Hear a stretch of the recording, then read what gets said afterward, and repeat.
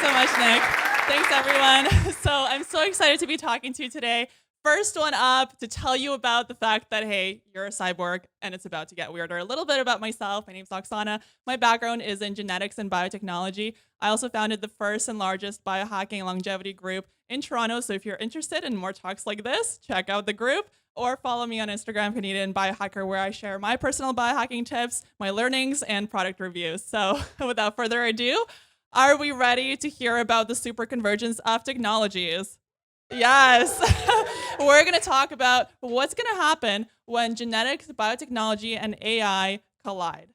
So some of you will think, some of these things are so far out there. It's not going to happen within my generation. I don't need to worry about this. But truth be told, science fiction 15 years ago is possible today with products like stem cells, growing livers in pigs, and pacemakers. Simple enough. 15 years ago, that was a wild idea.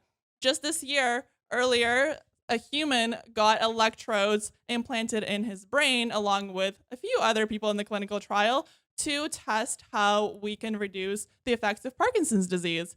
So there are going to be humans walking around with electrodes in their brain soon. Again, this is Toronto's very own Rob Spence, who is a documentary filmmaker. This is from 2011. This is a while ago, almost 10 years ago. We had a person actually implant a bionic camera eyeball into his eye or in place of his eye. And earlier this year, again, another man who was blind actually got a real bionic eye that's connected to his brain that allowed him to see the world. What's next? Scientists are working on injecting US soldiers to allow them to have night vision. Now we're getting really bionic because this is going beyond what's normal for humans to have, right? Now, those are all medical clinical procedures. They seem a little wild. They're more on the medical side. What can we do as consumers, though? Are there any products out there? Yes, we're starting to see more and more consumer products hitting the market that allow us to surpass our natural human capabilities. Products like Halo Neurosport. So this is a tool in the fitness realm of things. So if you're into fitness, you might be interested in something like this. So this device actually puts an electrical current into your brain, into the areas that have to do with muscle memory that allow you to train more effectively.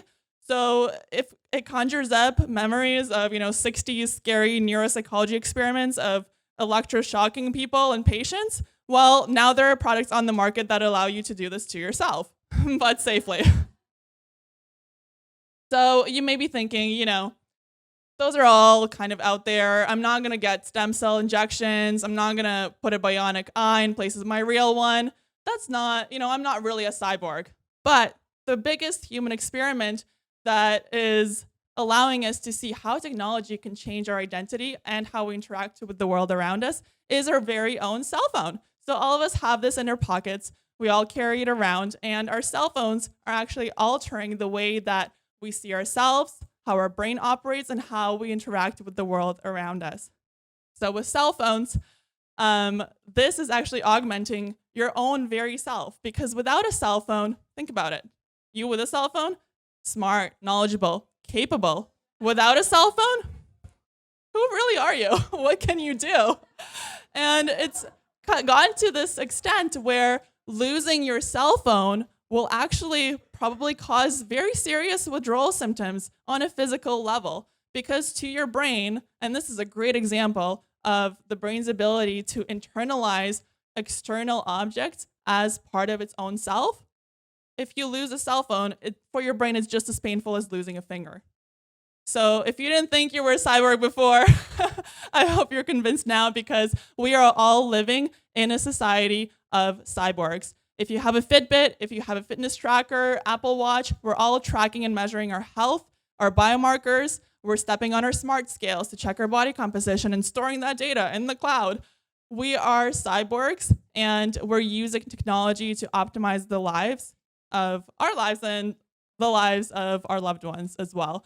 So more and more, our lives have a tech narrative, and the way that science is accelerating and our innovations in technology, the fusion of biotechnology with tech is only going to keep going. So things are about to get weirder. Because let's talk about biohacking, what makes us truly unique. What makes us truly unique is our DNA, right? So our next stop is altering our DNA. Let's talk about it. When do we get our unique genetic code? At the point of conception or production. So let's start there. In 2050, sex will no longer be the primary means of reproduction. Hey, I didn't say you'll stop doing this. It just will no longer be the primary means of reproduction. Because think about it. As parents, you want the best for your kids. You want to reduce their health risks. You want them to be safe, to be successful in life.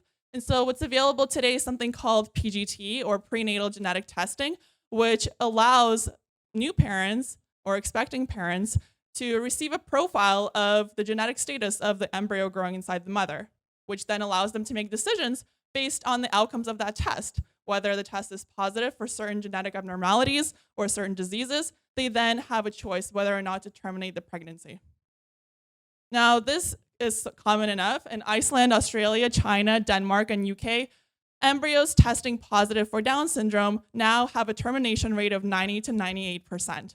Turning things a little darker, since this is Dark Futures, let's talk about the fact that it's estimated that 9% of all PGT done in US is for gender selection, which is illegal in a lot of countries, but it goes to show that what's illegal in one country isn't necessarily illegal in another. In fact, it can be more accepted and accessible. Now, that's going to be a theme throughout this talk, so let's put a pin on that and talk about the fact that, why go through the painful process and decision-making of terminating a pregnancy versus pre-selecting a pre-implanted embryo based on the statistical probability of its best possible health outcomes. So this is IVF, in vitro fertilization, where conception happens outside the mother. And since 1978, over 8 million babies have been born through IVF. So that's a while ago, which means that there are adults and teenagers walking around amongst us who were born through IVF or conceived outside the mother. And IVF, of course, as I mentioned, certain countries, these things are more accessible than others. In North America, unfortunately, IVF is still considered quite expensive. Parents typically go through about 3 rounds of IVF for a successful pregnancy. In North America, or US specifically, it costs about $12,000 to $30,000 per round of IVF. That's pretty expensive. In Poland, on the other hand, $1,200, you're good to go. In Israel, it's actually covered by the National Healthcare Plan for mothers, for women under 45. So again, certain countries, less accessible. Other countries, it's actually more so encouraged. Companies are also beginning to cover IVF as part of employee healthcare plans. Again, demand drives access. And what we're going to see is as more parents demand this, as more people come around to the idea of IVF and want this for their kids, the best and most competitive companies will start to cover this and offer this to their employees as a competitive perk.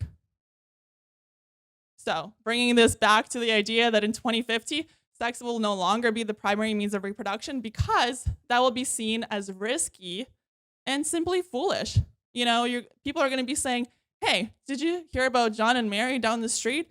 They actually chose to roll the dice on their child's health and choose to not pre-select the best possible outcomes for them through IVF. Do you want to be John and Mary? You probably do not. And it goes to show that societal pressures definitely do play a point in technology adoption. So in 2050, parents will want children to be conceived outside the mother so the embryo can be sequenced, selected, and genetically altered. So let's start with genetic sequencing. The global consumer genetic sequencing market is huge and it's growing fast. Last year, it was over 800 million. In 2028, it's estimated to hit over $6 billion. How many of you know someone who has done 23andMe or another consumer genetic test or have done this yourself? But show of hands. Yeah, quite a bit. Almost half, close to half. Yeah. So the demand is growing fast. And if you think about it, 2028, that's not even a third of the way to 2050, which is what I'm talking about. I feel like I'm taking a huge estimate and some of these changes might even happen before then. So, genetic sequencing. we're talking about genetic sequencing for yourself. Whoops. This is a choice that you're making right now, right? Do you want to genetically sequence yourself? Do you want to buy 23andMe? Do you want to know about your status? What about picture yourself as a child or as an adult who was born, but your parents chose to genetically sequence you at birth, and they've been making life decisions for you based on that from the very beginning. You did not have a choice whether or not you got your genes sequenced. This is exactly what's happening in China, where, fairly competitive country. Children's genetic testing is a booming market in China, so much so that a Boston-based genetic sequencing company actually chose to launch their My Baby Genome genetic sequencing product in China as their first market, and it costs about $1,500 to get this done. It's a booming market. Chinese parents want this to ensure that they learn about their children's talents and nurture those talents accordingly. This is another company, Map My Gene. It's a Malaysian company, and this is an example of some of the messages that parents in Malaysia are receiving about genetic sequencing. I know this is small print, so I'll read it out to you. They can give the child a head start. No more guessing games, no more trials and errors. Just focus on their talents that they have discovered, zoom in and develop it, and maximize it to the fullest potential. So you have normal parenting, and then you have genetic leveraged parenting. Which one of those do you want to be? Normal parenting is starting to be seen as a waste of time and resources and money, because why guess at what your child is going to be talented at, what they're going to succeed in, when you can map their genome, find out what their predispositions and talents are, and then nurture and invest in those talents from the get-go to give them a step up in life right from the start.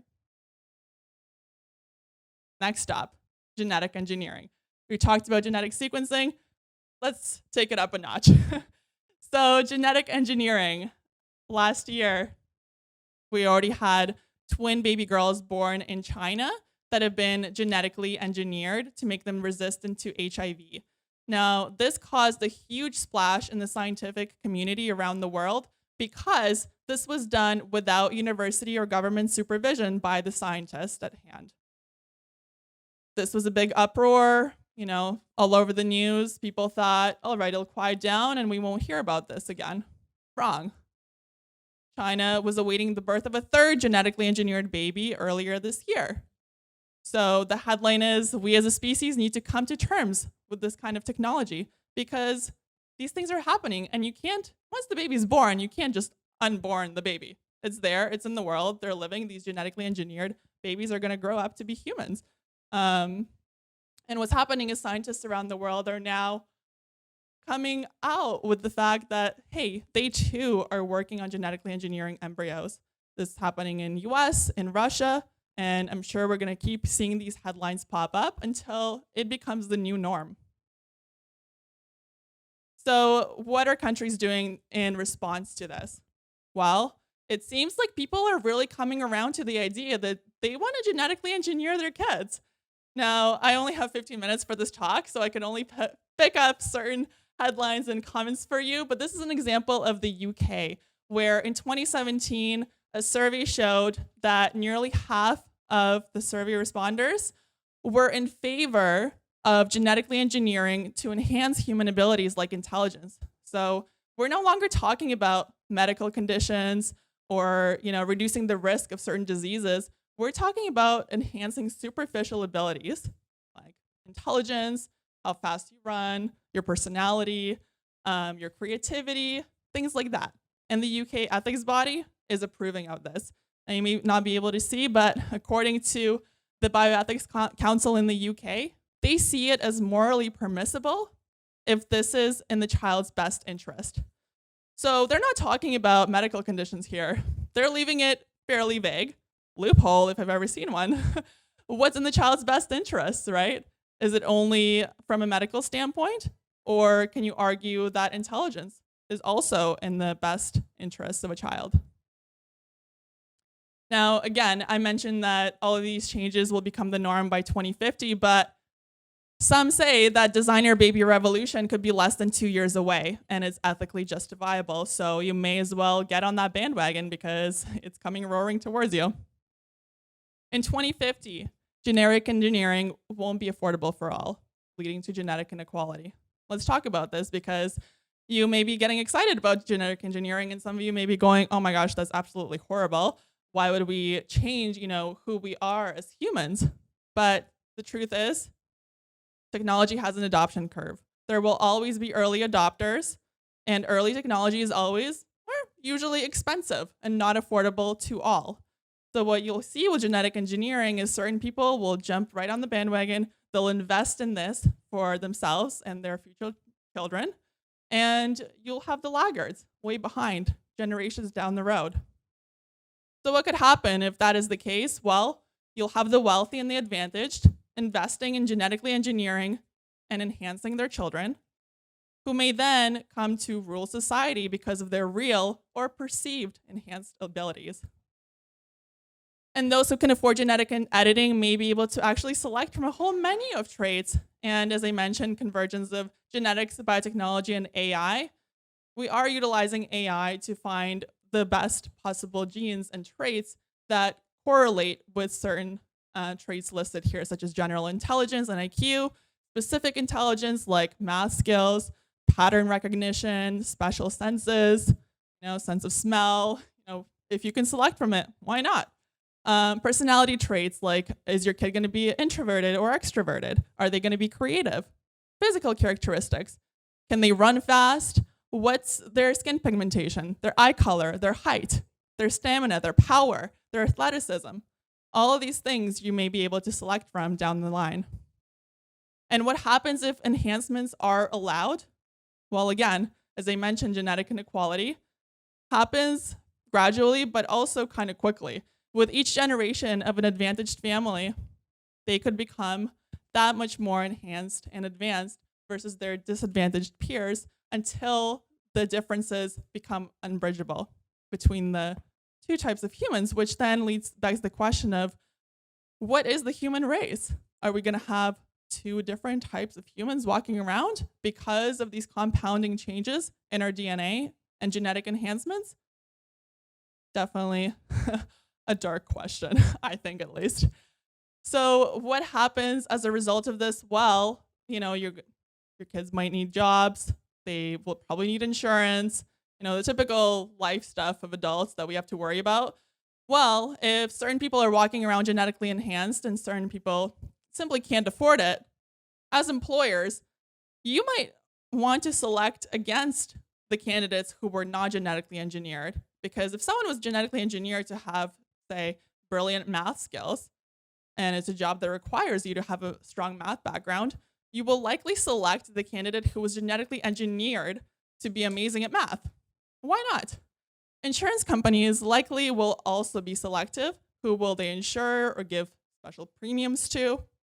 And that is the dark side of genetic engineering. And since we're going really dark here and we're at a Dark Futures event, let's round this off by saying in 2050, the government will also own your DNA.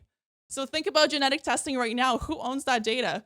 Sure, in certain companies, they may claim that it's anonymous, that you have all the rights to it, but where is it stored? Which country is it stored in? And what are the regulations around genetic data in that country that stores your data? You have to think about these questions. Countries are already developing genetic sequencing databases of their populations. This is already happening. And this has been happening for quite some time. In 2014, Uzbekistan announced integration of genetic testing into their national sports program. In 2018, Chinese athletes hoping to compete in 2022 Winter Olympics were required to have their genome sequenced. Because if you're a country with a National Olympics program, you're going to want to invest in the best possible outcomes for your athletes. If you're going to invest in training an athlete and nurturing them and pushing them forward into the international competitions, you're going to want the best of the best to represent you. So you may as well select from the best genetics that you've got. Now, that's Olympics and athleticism. Let's talk about healthcare. In 2018, a hospital in San Diego, US launched a state-funded pilot for the whole genome sequencing of sick babies. In 2019, the UK National Health Service announced a plan to sequence the DNA of every baby born in the UK, starting with a pilot. Every baby. Now, this is starting from ground zero, essentially. You know, they're not genetically sequencing anyone right now. They're going to start sequencing every new baby that's born. But what about sequencing everyone? Is anyone doing it? Yes, they are. So China is actually working to develop the world's largest genome DNA database in the world. They're sequencing everyone the police can get their hands on, essentially.